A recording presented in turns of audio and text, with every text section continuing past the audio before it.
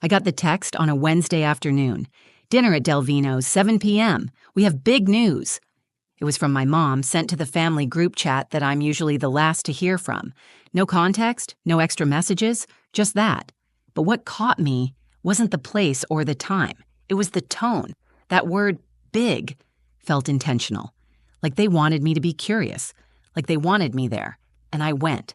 Because no matter how distant things have felt lately, they're still my family, right? I remember pulling into the parking lot that night. The sun was just starting to dip, casting these long shadows across the pavement. I took a breath before stepping out of the car, adjusting the collar of my nurse's uniform. I hadn't had time to change. My shift had ended late, and I'd rushed over without even grabbing dinner. But part of me was excited. Maybe things were finally changing. Maybe this time I'd be part of something. As I walked into the restaurant, I could already hear the laughter. I turned the corner into the private dining room and froze. There they all were. My mom, Marlene, sipping wine and smiling like she was posing for a magazine cover. My dad, Gerald, arms crossed, nodding politely as he listened to Tessa. And Tessa, my younger sister, was glowing. Her hair freshly styled, makeup flawless, surrounded by everyone's attention as always. Even my grandfather Walter was there, sitting at the end of the table, quiet as usual but present. They were all there, except me. No one had saved me a seat, but that wasn't the first thing I noticed. My eyes landed on the oversized white banner stretched across the back wall. Congratulations to our real daughter. Big, bold letters, glittery, loud. It hit me like a slap. I stood there trying to make sense of it. No one looked shocked to see me. No one apologized. My mom raised her glass casually and said, "Oh good, you made it. We've already started." Tessa looked me up and down and smirked. Didn't have time to change? I nodded stiffly and forced a smile. Got off work late. There was a weird kind of silence after that. Not awkward, comfortable, for them. Like I was the guest, not the daughter. Like this wasn't for me at all. A waiter came by and slid a spare chair to the edge of the table for me. No one moved to make room. I sat there quietly, trying to shrink myself small enough to disappear. That's when my mother lifted her glass again. To Tessa, she said with a proud, dramatic smile, "Our real daughter. We finally have something to celebrate." Everyone clinked their glasses, except me. I stared down at the tablecloth, unsure if I'd misheard. Real daughter? Tessa laughed. Okay, I'll explain, she said like she was telling a joke. She leaned in with a gleam in her eye. I did one of those DNA kits. It turns out I'm not adopted. I'm actually your biological child. Mom and Dad thought they had me through surrogacy, but I'm theirs. Fully, completely theirs. People cheered like it was a gender reveal party. Gerald wiped away an emotional tear. My mom placed her hand over her heart. I blinked, trying to keep my voice steady. Wait, what does that mean about me? The table quieted for a second. Then Marlene gave the smallest shrug. Well, honey, you were part of the same process. It was complicated. We were young. Mistakes happen. Laughter rose again, louder this time. I sat there, suddenly cold in a room full of warmth I wasn't invited into. And just when I thought I couldn't feel smaller, the waiter came back. He walked over to me, not anyone else, and handed me a small sealed envelope. The owner asked me to give this to you, he said. Everyone at the table turned to look. I looked down at the envelope. My name was handwritten across the front, just my name. And in that moment, everything shifted. I wasn't born into this family, at least not in the way most people are, but growing up, no one ever said anything different. My parents, Marlene and Gerald, had always been distant, but they called me their daughter. They gave me their last name. I called them Mom and Dad. They fed me, clothed me, sent me to school. From the outside, we looked like any other middle-class American family. But inside our house, it always felt like something was missing, something I could never name out loud. Tessa, my younger sister, was everything they ever wanted. From the moment she could walk, she was the center of every conversation, every holiday, every picture frame on the wall. She was their golden girl, blonde curls, pageant smile, straight A's with half the effort. And me? I was the one who remembered to take out the trash, the one who sat in the back seat during vacations so Tessa could have the window, the one who always made her own birthday cake because Mom ran out of time. I don't remember the last time either of them told me they were proud of me. Not when I got into nursing school. Not when I stayed up 36 hours during the COVID crisis. Not even when I paid off my student loans by working double shifts every weekend. But I didn't complain. I thought maybe that was just how families worked. Maybe love didn't always look like hugs or applause. Maybe being the responsible one meant you didn't get a spotlight. And despite all the little cracks, I stayed close. I called on birthdays. I offered rides to the airport. I showed up to Christmas with gifts even when no one thought to get me one. I never missed a dinner invite because deep down I kept hoping this time would be different. That's why when the group text came in about the dinner at Delvino's, I told myself, maybe they're finally going to see me. Maybe the big news was about something we could all share. Maybe, just maybe, I'd finally be part of the celebration, not just a spectator. I was tired that day, physically and emotionally. 12 hours on the hospital floor, 2 codes called, 1 patient I couldn't save. But I didn't cancel. I didn't want to be the one who bailed. I'd gotten used to being the one who showed up, even when it hurt. I remember putting on a bit of lipstick in my car mirror, trying to pull myself together. I told myself, don't overthink it. Go in. Smile. Maybe this time will be different. But nothing could have prepared me for that moment, that banner, that sentence. Congrats to our REAL daughter. It wasn't just a party, it was a statement, a line drawn in glitter between who belonged and who didn't. And the way they looked at me when I asked, what does that mean about me? Like I was the one making things uncomfortable, like I was overreacting to something they thought was a harmless joke. It told me everything I needed to know. Still, I didn't leave. Not right away. I stayed in that chair with my hands in my lap and my heart beating out of rhythm. I waited for someone, anyone, to notice the pain on my face, to ask if I was okay. No one did. And then the envelope came. The waiter placed it down gently, respectfully, like it was something sacred. The outside was simple, just my name in black ink, Alina. I hadn't seen my name written like that in years, not in handwriting, not like it mattered. And that's when I knew. This wasn't part of their plan.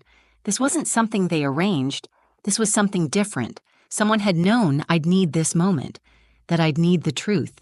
And somehow, they'd made sure it found me. My hands were shaking as I picked it up. I didn't know it yet, but what was inside that envelope was going to flip everything I thought I knew upside down. Not just about that dinner, about my entire life. I didn't open the envelope right away. I held it in my hands like it was something fragile, something that could either save me or destroy me. The paper was thick, almost old-fashioned, and the handwriting was sharp and deliberate. Someone had taken their time. Someone had wanted this to reach me, and I didn't know if that terrified me or gave me hope, but I couldn't open it. Not there. Not while I was still surrounded by people who were pretending I didn't exist. I slipped it into my coat pocket and looked up. The conversation had moved on without me. Tessa was now talking about her DNA test like it was the climax of a rom-com. I honestly just did it for fun, she said, swirling her wine. But when I got the results, I was shocked. Apparently, I'm 100% biological. No donor, no mix-up, just me, the real deal. Everyone laughed again.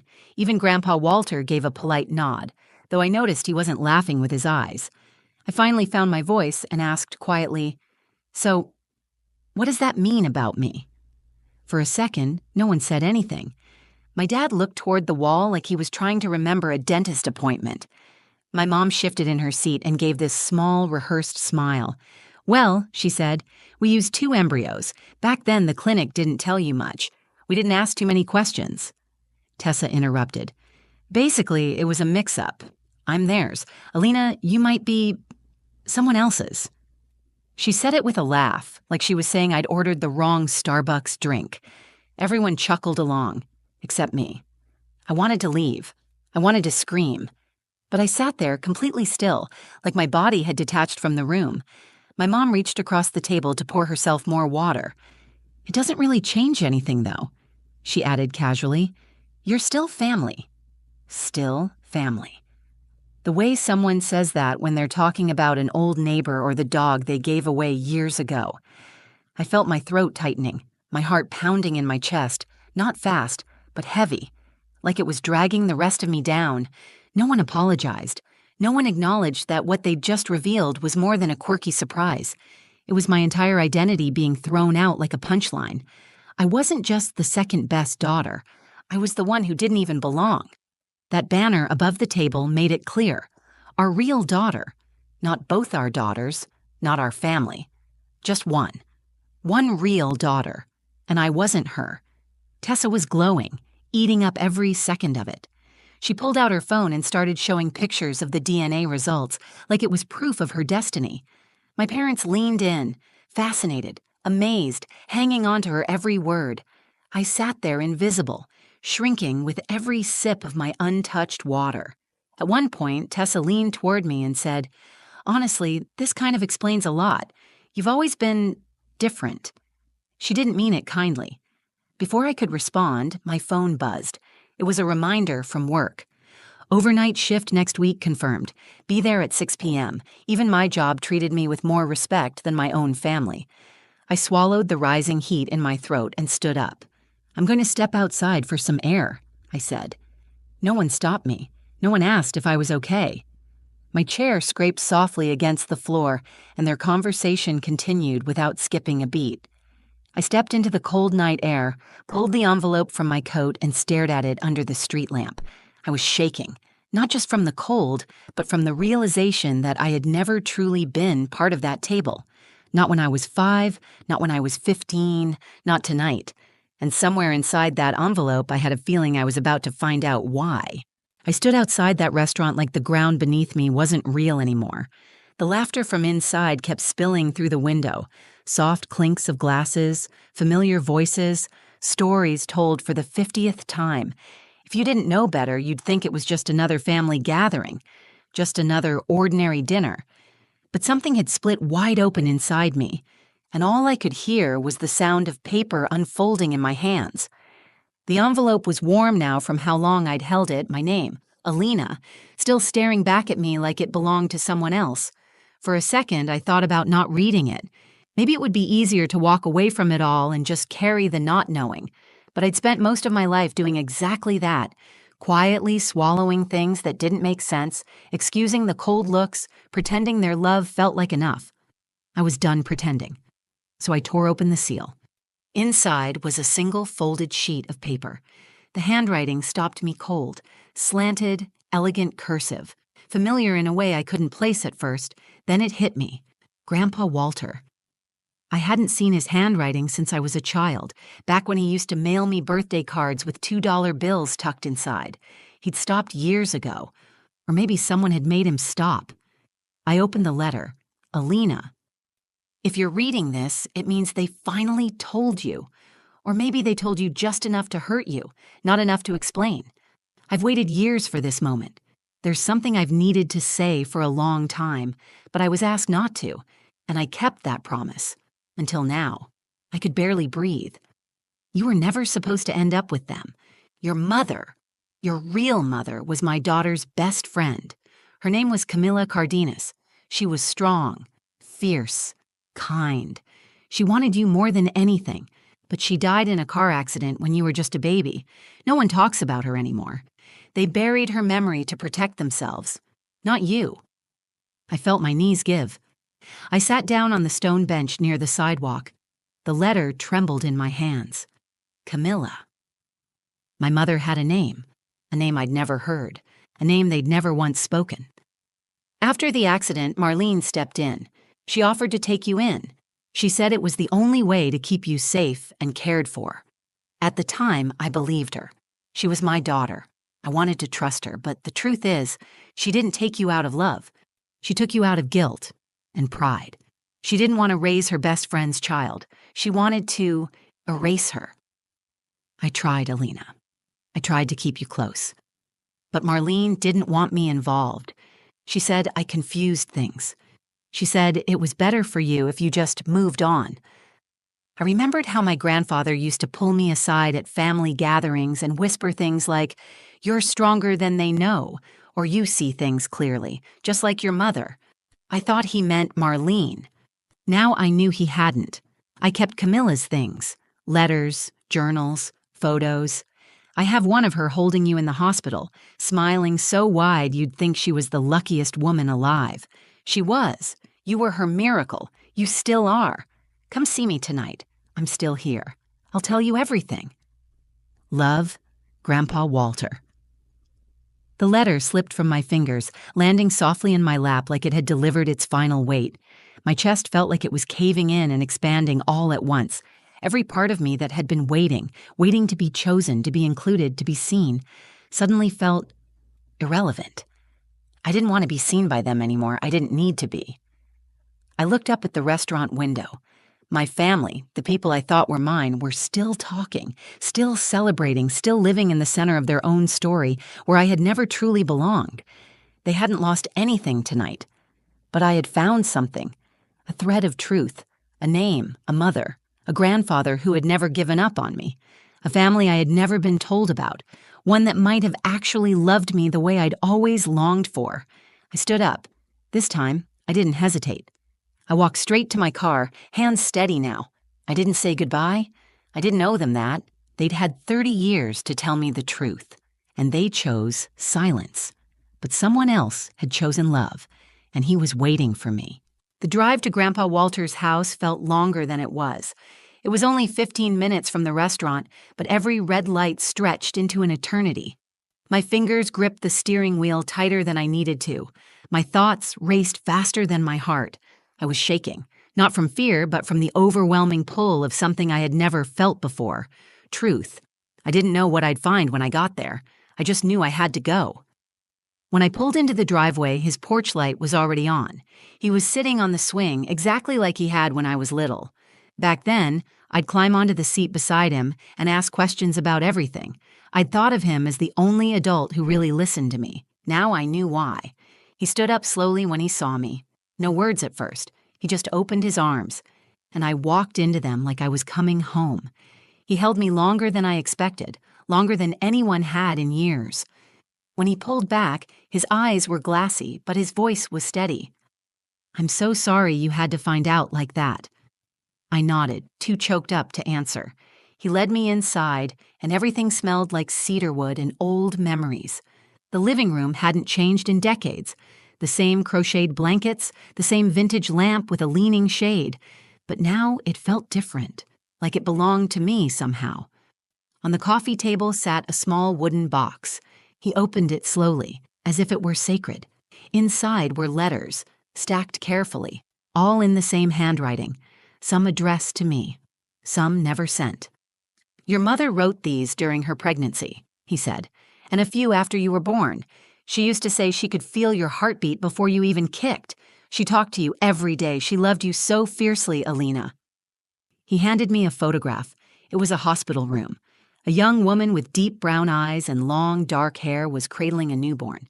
Her face was soft, glowing, joyful. "That's Camilla," he said. The room blurred around me. I had never seen her before, but I knew her. I looked at her the way a child looks into a mirror for the first time and finally sees their own face clearly. I saw myself in her nose, her cheekbones, the way she cradled me, like I was everything. That picture did something no DNA test or family dinner ever could. It made me feel real. My voice trembled. "Why didn't they tell me?" Walter sat down beside me. They didn't want to love something that reminded them of what they took. Marlene always lived in Camilla's shadow. When Camilla died, she saw her chance to rewrite the story. And Gerald, he just followed whatever made life easier. But I knew I couldn't let Camilla's daughter vanish.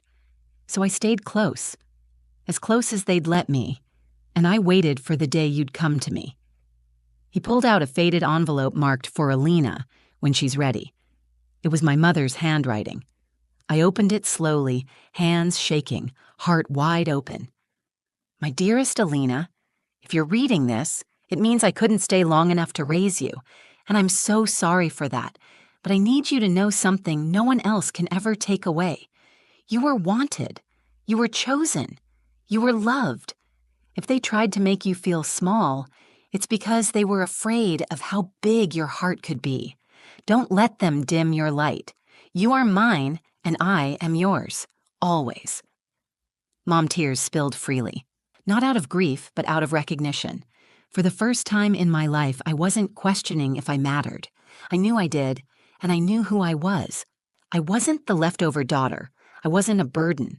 I wasn't the girl who had to earn her place at the table. I was Camila Cardenas's daughter. Loved, fought for, chosen. I looked at Grandpa Walter and smiled through tears.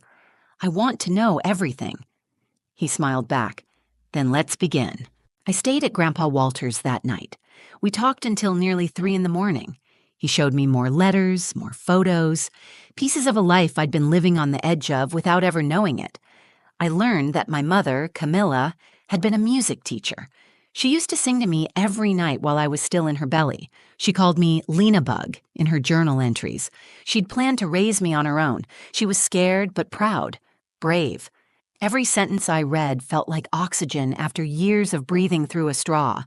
By morning, I'd made my decision. I wasn't going back to that house. Not to Marlene's sideways smiles or Gerald's polite detachment. Not to Tessa's mocking tone. Not to that dining room table where love was served with conditions. I wasn't angry. Not anymore. I was done waiting for them to change. Done trying to fit into a space that was never built for me. Instead, I chose myself. A few days later, I filed a petition to legally change my name, Alina Cardenas. The first time I said it aloud at the courthouse, I felt something settle inside me, like a puzzle piece finally clicking into place. My real name, my mother's name, my truth. I moved into Walter's guest room temporarily. The walls are covered with photos of Camilla and her students, her violin hanging by the door. I've picked up a few of her songs, soft lullabies I play on a keyboard I bought for the house. Music feels like a language we've been speaking across time. And in the middle of it all, I kept working. Nursing doesn't stop even when your world shatters and rebuilds itself. But I work differently now. I smile more. I listen closer. I've started mentoring new students. I carry a picture of Camila in my badge holder, not because I need others to see it, but because I finally want to see her with me. I don't talk to Marlene or Gerald anymore. Not out of spite, but out of self-respect. Tessa sent a few messages. One said, "I didn't know it would hurt you like that." I never responded. Letting them back in would be like handing them a hammer after I've spent months gluing myself back together, and I'm done being broken for the comfort of others. What I've learned is this: family isn't something you're born into. It's something you build. It's who shows up when everything else falls apart. It's who tells the truth when it's hard. It's who leaves the light on and waits for you to come home, even when everyone else has forgotten you exist. I thought I was nobody for so long, but I was somebody's miracle. I was loved by a mother who never got to watch me grow, but gave me everything she had while she could. I was protected by a grandfather who waited decades to hand me back my own story, and I finally learned how to love myself with that same fierce, unconditional energy. So here's what I'd tell anyone who's ever felt like the outsider in their own family. You are not the problem. You are not less because they failed to see your worth. You are not defined by the ones who couldn't love you right. You are allowed to walk away. And when you do, when you finally choose truth over performance and love over legacy, you don't lose a family. You find your own. If this story moved you, don't forget to like, subscribe, and share. And if you've ever had to rebuild yourself from the ground up, tell me in the comments, what truth set you free?